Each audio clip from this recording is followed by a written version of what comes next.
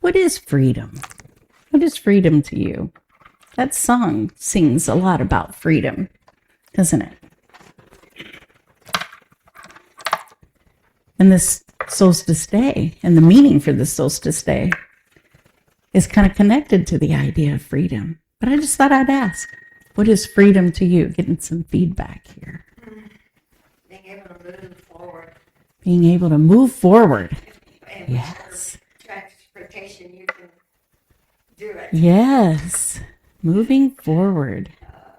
Anybody else? Freedom? Not having self-judgment, just free to live your life without saying, oh, you shouldn't have done that, or you ought to do this, or, Yes. just the freedom to walk around inside your own mind. Freedom to be and freedom to walk around inside your own mind.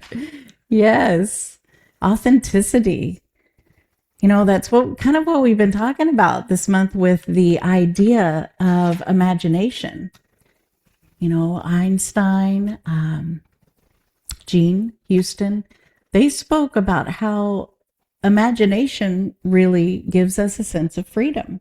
Because when we are free to imagine the unlimited, the pure imagination that Josh Groban was singing about, that's the freedom that I'm connected to in that song we just heard. Yeah.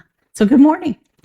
Happy solstice. Happy Divine Masculine Day. Happy Father's Day. Happy All Day. It's a lot of things to be happy about today. And to all of the dads out there, to all of the father figures, the grandpas, the papas, the papa so-and-sos, and the poppies, and those who carry that beautiful protective energy, happy Father's Day. And if I could have one of our ushers to come forward. I know our typical ushers are out today because they're visiting their sons. So we have a gift of flowers to all of those that identify as male on our congregation. Would you mind, Eva? So thank you. We have this gift of a blessing. So please receive this flower, knowing that you are valued and honored and cherished and seen. Everyone that is showing up as a identifying as a male today, Eva. Thank you. I don't know how to say that again. Thank you, Eva. And then we've got another one there. There we go. Thank you. Love these things. Yeah. Not chrysanthemum. What is it? I think it is a mum. I think it is a chrysanthemum. It's a mum. There's different kinds of Thank you, Eva. Appreciate it. This is a man mum. So I have a slide for you in celebration of receiving your flower and being honored. Happy Father's Day to all the dads out there. May your lawns be green. May your New Balances stay white and your WD-40 never run out. And then, of course, in honor of my beloved husband, we'll go to the next slide. It's really Happy Fishing Day. And that expression right there, when your favorite fishing tackle is on sale, I want you to know I've seen that expression many, many times. So happy Fishing Day for all of you out there that like to fish in honor of Father's Day. So today is June 21st. Astronomically speaking, the sun is currently standing at its absolute zenith. Now, bathing the earth in its most powerful, unadulterated light, in the northern hemisphere, it is the longest day of the year. And if you've been feeling the intense cosmic energies lately, it might also feel like the longest year in a day. Aren't these days long? I love it. I don't know about you, but I'm loving it. I wish they could all be this long because I just like to get and squeeze as much as I can out of a day. And I can do it so much easier when we have, what is it? 18 hours of daylight now that we have. It's incredible. And I love it. So the summer solstice celebrates the joy and the warmth and the laughter of summer. and God's power, the universal power and presence and energy that is all around and all in us. The beginning of summer represents a time of purification, renewal, and healing of the self and the soul. So it's a time to release sadness, fears, and pains from your life. It's a time for purification and renewal energy. The word solstice comes from the Latin solstitium, which literally means sun, stand still. Sun, standing still. For a brief sacred moment, the sun appears to pause in the sky, and nature takes a giant collective breath.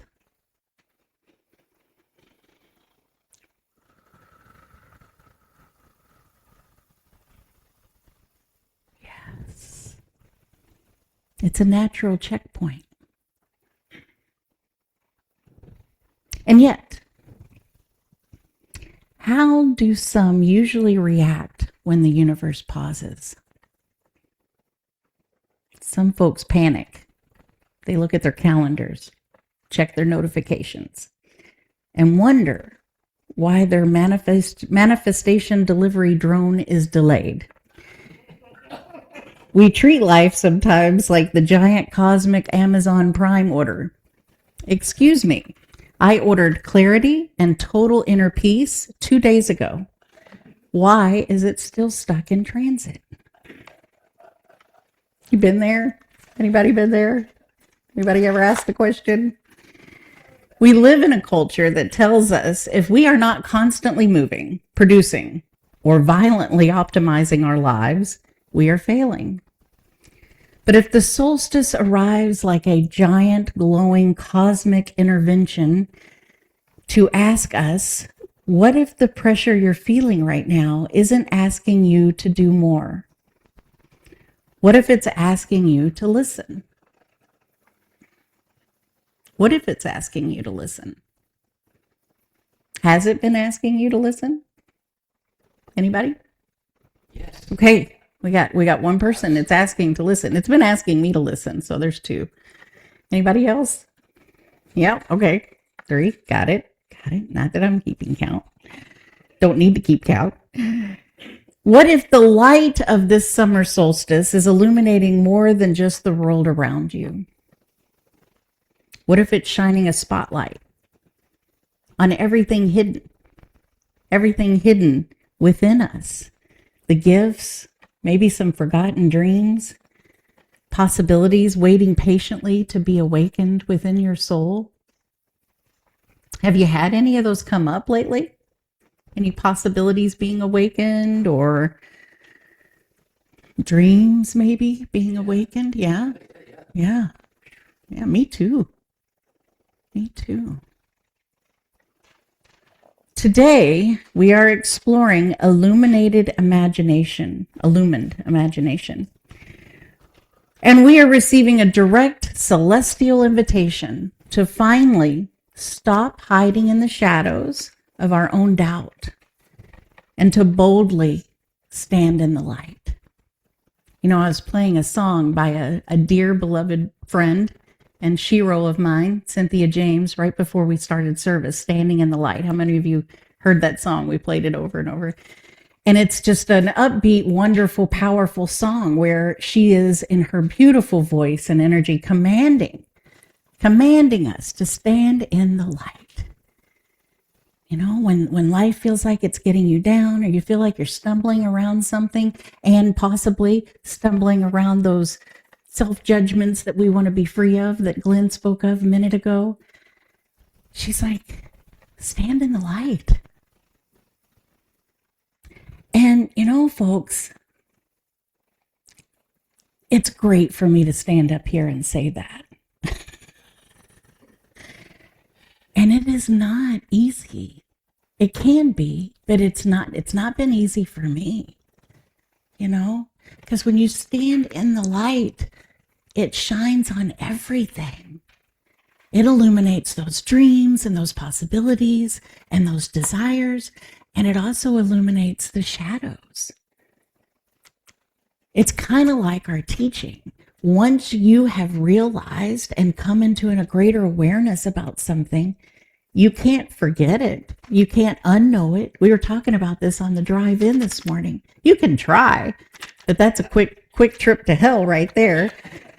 But you can't unknow what you already know. You can't unsee what you've already seen. And so that's a part of the power of today's momentous moment of being in the solstice, the light shining brightly for a really long time. I don't know if I can run fast enough to get out of the light. Because if we don't want our shadows to be illuminated, if there's something in here that I really don't want to know, because as soon as I know, that means to be in integrity with my soul, I need to address it. Right? What if I don't want to address it? What if I want to keep eating ice cream? What if I want to keep eating sugar, even though I know it's not good for me? And I do so much better when I don't. But I can't help it. I know better. And when I know better, I want to do better. So there's some peskiness involved in this long day of the light here that I'm bringing to you. Some peskiness involved.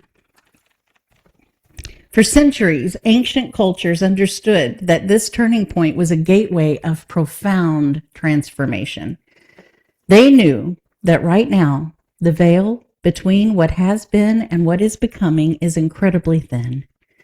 Yet here's the tricky thing about the veil being thin. It's what I just talked about. When the light gets that bright, it doesn't just illuminate your previous qualities. It illuminates everything. It shines a light on the dusty corners of our psyche. It shows us the old stories that we've been telling ourselves, the ones that we've outgrown, and the ways that we shrink ourselves to make others comfortable. Anybody in here do that? Mm-hmm. Got some hands coming up? Yeah. Yeah. And when we become aware of that too, it's tricky. Lately, I've noticed a lot of people feeling an immense amount of pressure, feeling stretched, a bit confused. And when that happens, folks, our ego can immediately jump to conclusions. Oh no, I'm stuck. I've lost my way. My spiritual GPS is broken. Folks, there's never a time where our spiritual GPS can be broken. There might be a time where I don't want the light shining on my shadows, so I'm going to purposefully stay in the dark, but there's never a time when our spiritual GPS is broken. So can we reframe that today? Can we? Sure. Yeah. Anything you want to reframe today. Sometimes what feels like being stuck is actually integration. There's something massively powerful happening inside of me. There's something that wants to have its way with me and integrate all that I've been and all that I want to be and all that I am now. And it's like all jumbled up in this big ball of yarn. You know that feeling? That integration feeling? Sometimes what feels like confusion is simply the old story losing its grip. Hanging on for dear life. While what we are and what we want to be is calling and beckoning us so profoundly. And then what we were is holding on so tight, that can cause some confusion. Like, what world am I playing in the moment? Where am I? Am I 2 steps behind? Am I here? Am I 2 steps forward? Am I going sideways? What's going on? Is that the confusion that we might be feeling right now? And sometimes what feels like pressure is life inviting us to pay attention. I've noticed that, especially when I feel like I'm under pressure. Like if I'm under pressure with a big deadline, and you cannot force creativity no matter how hard you try. If you've got something that requires creativity and there's a deadline, oh my Lord, my Lanta, as my grandma used to say, that's a rough one right there.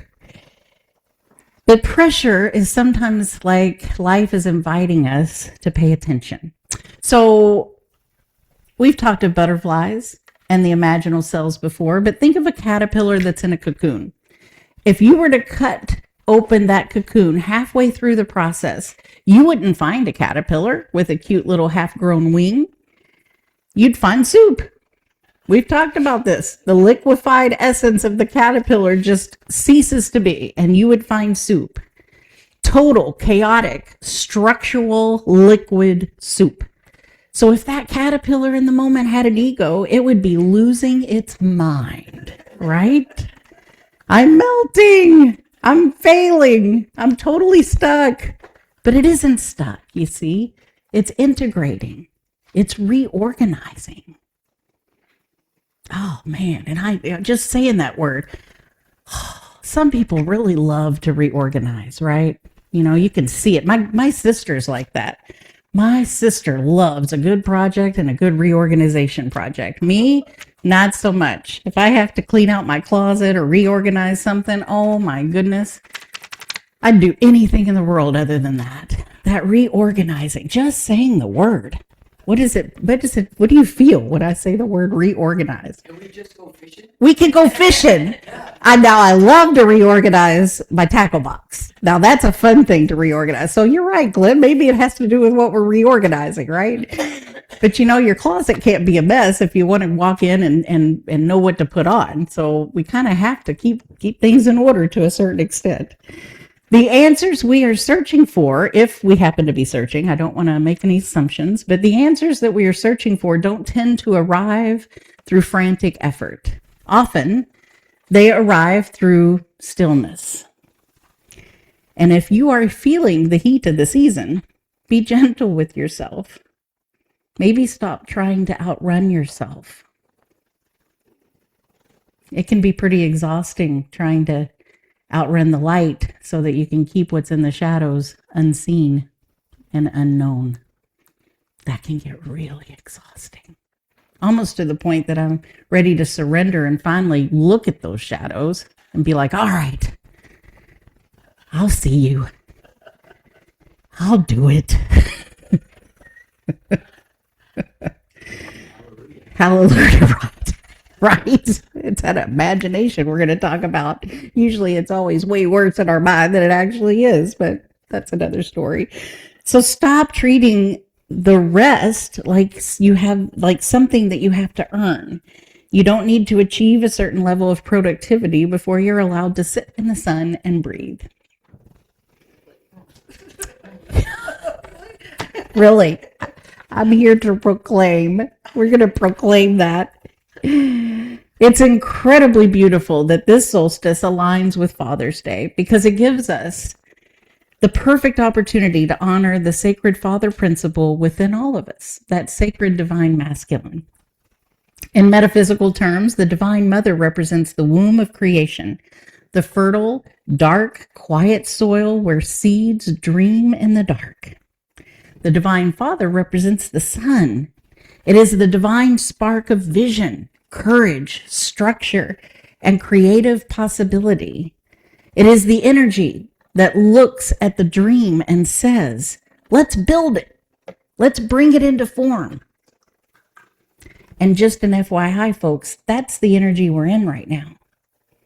So if you feel yourself, getting pulled back into the vision dream state or the time of maybe I need to unpack this a little bit more. That time is done. We are now moved into the take action mode. It's time to take action. We're in the divine masculine full spotlight right now.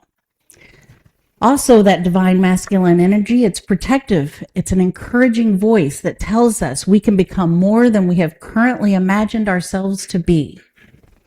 It provides the sacred container so our inner light can shine safe and boldly.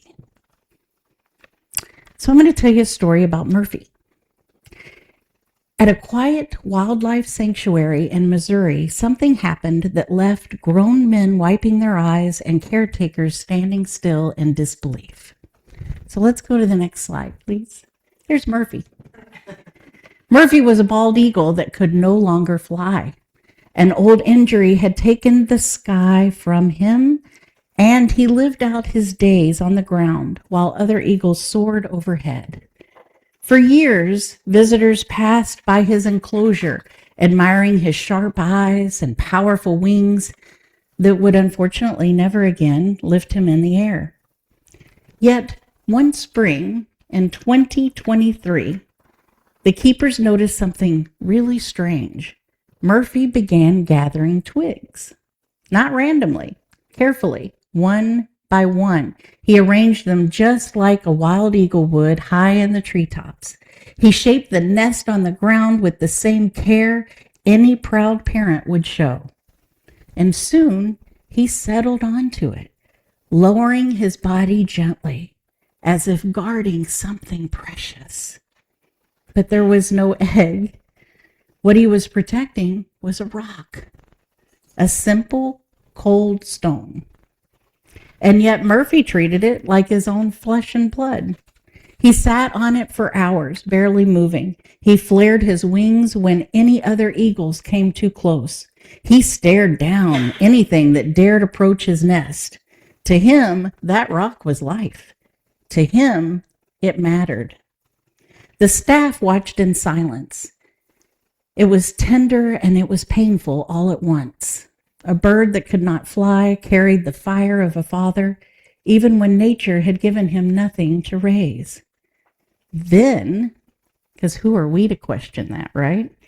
Then, by chance, an orphaned eaglet arrived at the sanctuary.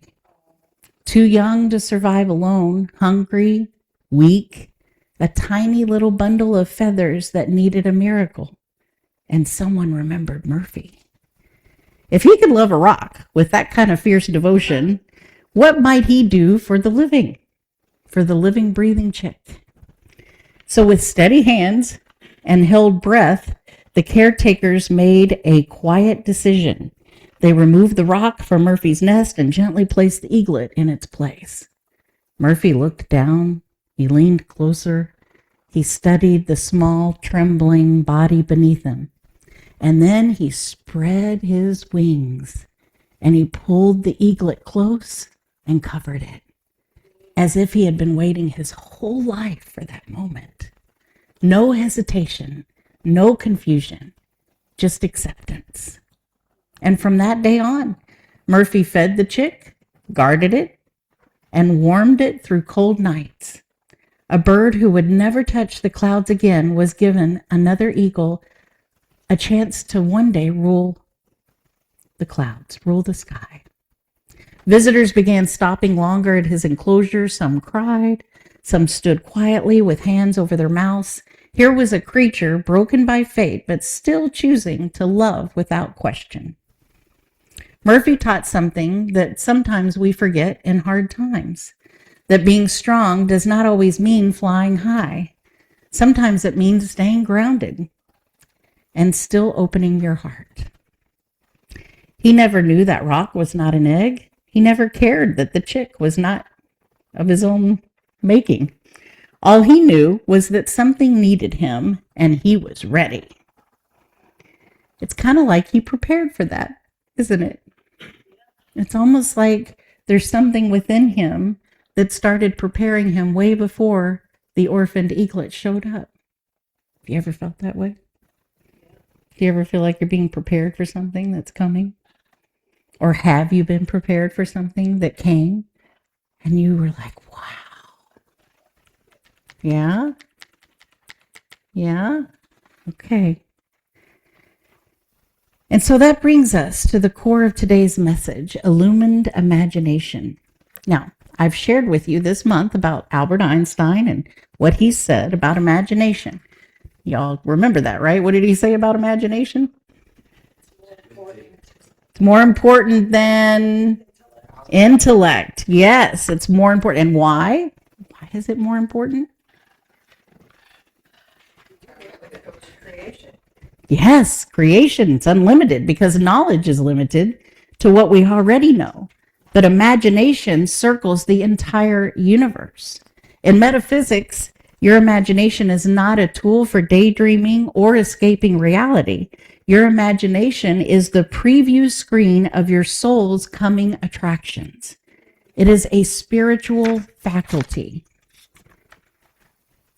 What do we usually do with our imaginations? Sometimes we use them to storyboard the worst case scenarios. I've often heard, if you don't think that you use your imagination, just imagine, if you had children, just imagine one of them not showing up at their curfew time. Then you've used a lot of your imagination. We can map out a 12-step tragic screenplay of how a simple email could mean that we're going to end up broke, living in a van down by the river. Or any other story that tends to pull to push your goose or nudge your goose or whatever that saying is. That is unillumined imagination. That is using the light of your mind to cast giant shadows of fear.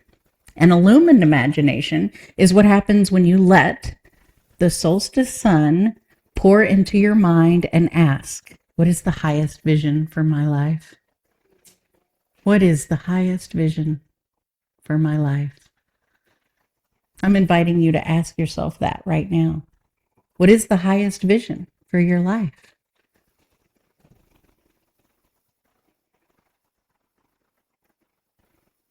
This is your time to align with your highest vision. What does it look like to thrive? This is your time to call abundance into your life, recognizing that the universe is not running on a scarcity budget. And to also realize that abundance comes in all forms. Prosperity and abundance shows up in unlimited many ways. And if we were to truly gather around right now and start sharing all of our prosperity, all of the ways in which we feel abundant, I'm pretty sure that we would probably not stop before it gets dark tonight. I'm pretty sure, on the longest day of the year. So trust the path. Trust the path unfolding before you, even when it looks like soup. Embody the version of yourself that you are becoming. What you focus on now has the potential to grow. What you nurture now has the potential to flourish. If the universe is listening, and it is, always, what kind of story are you broadcasting into the light? It's important to pay attention.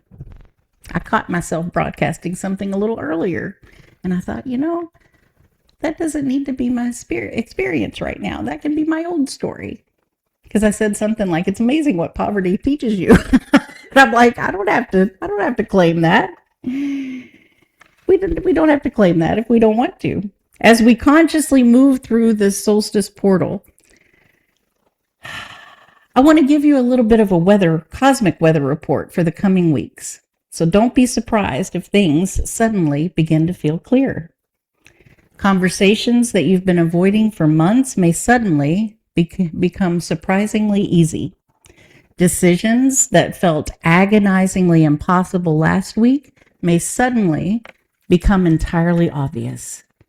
New opportunities may appear where there once seemed to be absolutely nothing but a brick wall. Because that's how it works, right? Everything was created out of nothing. Absolutely everything. So where you might be feeling like there's a nothing or a brick wall or some sort of obstruction that just absolutely could not possibly be climbed over, one day it will be climbed over or dissolved completely or going on underneath or around. There's a way. Where there's a will, there's a way. There's a reason why that's a statement, folks. Now, when this happens, the temptation to say, woo, a miracle happened overnight. The alignment of the planets fixed my life. But here is the spiritual truth. It's not because some magical event happened overnight. It's because you changed. With that imagination. It's because you finally stopped forcing, maybe. Or because you made space. It might be because you allowed yourself to quiet down long enough to hear the wisdom that was sitting there all along. Who knows? There's a lot of different reasons that causes the shift that needs to take place, especially if we're willing. The solstice isn't asking you to become someone entirely new. You don't need a spiritual makeover. You don't need to climb a mountain in Tibet to find your soul. The season is simply asking you to remember what matters, to release what no longer fits, like an old coat in the middle of summer, and to reconnect with yourself, with nature, and with the quiet wisdom that has been guiding your steps the entire time. Let me tell you about the parable of the fisherman and the businessman. Anybody heard that parable? This is kind of in honor of my beloved husband. Wanted to tell a little story about a fisherman because he's my favorite fisherman. So there was a businessman vacationing in a small Mexican fishing village when he noticed a local fisherman docking his boat with a small catch of fish. The businessman asked, you can go to the next slide. Thank you. I forgot to tell you that. Thank you. The businessman asked, how long did it take you to catch these fish? Just a little while, the fisherman replied. Why don't you stay out longer and catch more? The businessman asked. Well, I have enough to support my family's need, the fisherman said. But what do you do with the rest of your time? The businessman asked. The fisherman smiled. I sleep late, I fish a little, I play with my children, I take a siesta with my wife, and in the evening I stroll into the village, sip wine, and play guitar with my friends. I have a very full and happy life. Doesn't that sound lovely? The businessman scoffed. I am a Harvard MBA, and I could help you. You should spend more time fishing, and with the proceeds, you could buy a bigger boat. And with the proceeds from the bigger boat, you could buy several boats. And eventually, you would have a whole fleet of boats.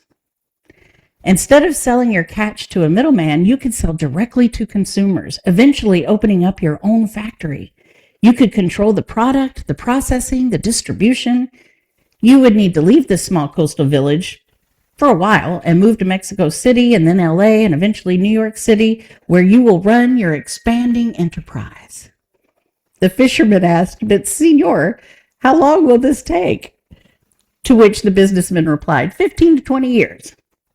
But what then, Senor? The businessman laughed and said, well, that's the best part. When the time is right, you could announce an IPO and sell your company's stock to the public and become very, very rich. You could make millions. Millions, Senor. Then what? The American said slowly, well, then you could retire.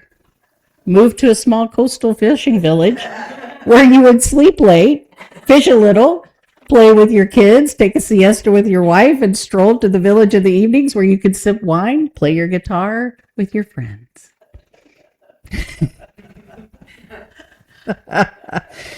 So, there you go. Prosperity and abundance comes in all forms. And that invitation, that beckoning to be still and be in the light and allow our soul to truly know what it is that it needs to know and to not be afraid, to have the courage to see all that's there to see, to know all that's there to know, so that we can then step fully into that highest, grandest vision of our life. That's an incredible dream.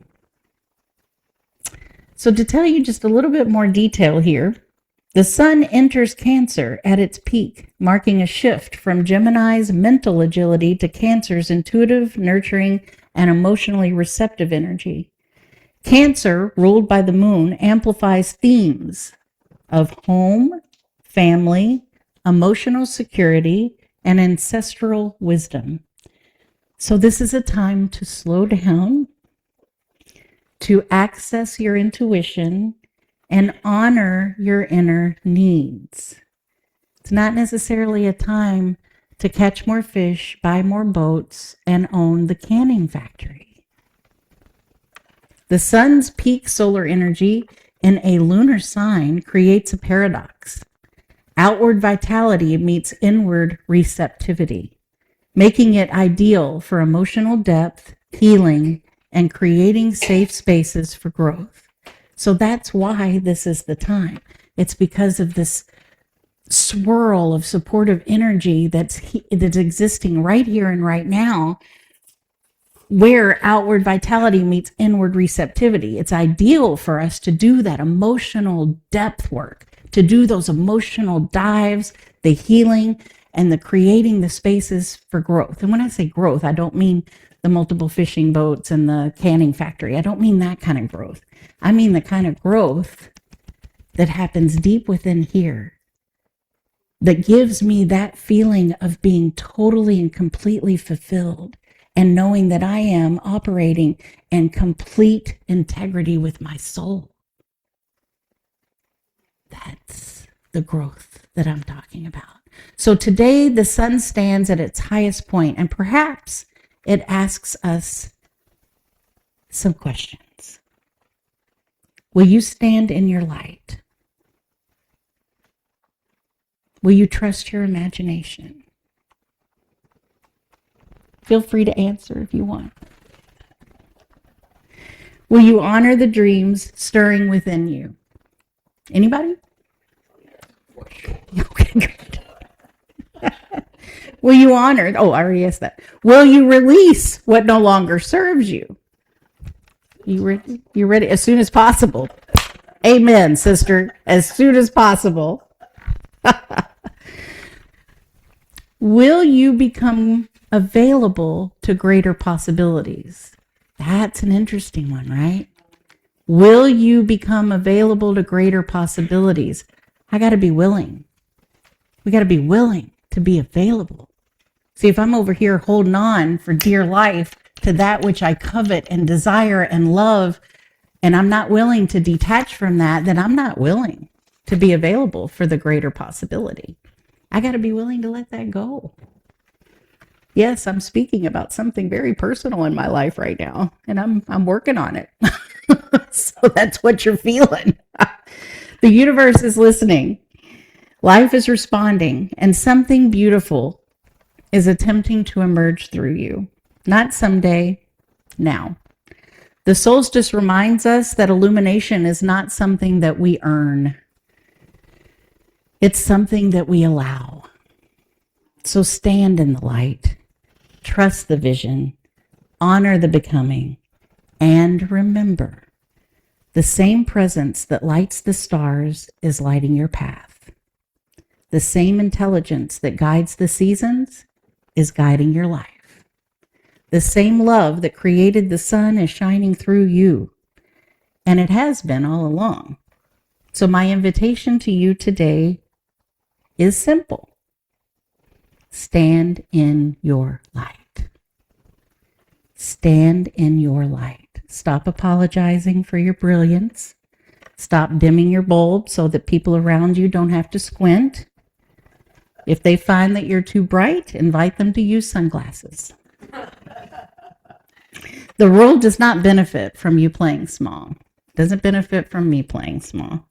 If things feel intense right now, take a deep breath. Stay grounded. Feel the sun on your face. Put your feet to the earth. Drink some water. You know, in our household, 99% of anything that ails us, we always fix with drinking more water. So just drink some water and trust the process of becoming. Your next chapter is already unfolding, and the author knows exactly what it's doing. So let's go to the next slide, please. The energy is peaking. The portal is open, and the universe is ready to match your highest vibes. This is your moment to step boldly into your power and to let your inner radiance shine brighter than ever before. Trust the timing of your life. Lean into the abundance surrounding you and watch how fast the magic unfolds. And I've got an affirmation that I would love for us to say together as we close this message today. You all ready? You all can see it? I am worthy of being seen, heard, and celebrated. I carry the fire of this season with clarity, strength, and purpose.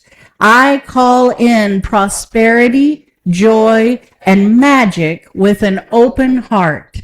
My light is needed in this world, and I let it shine boldly. I am aligned with the rhythms of nature and my own inner truth. I trust the fire to transform and shift what I no longer need. And so it is. Amen. Namaste. And have a beautiful luminous solstice. Thank you.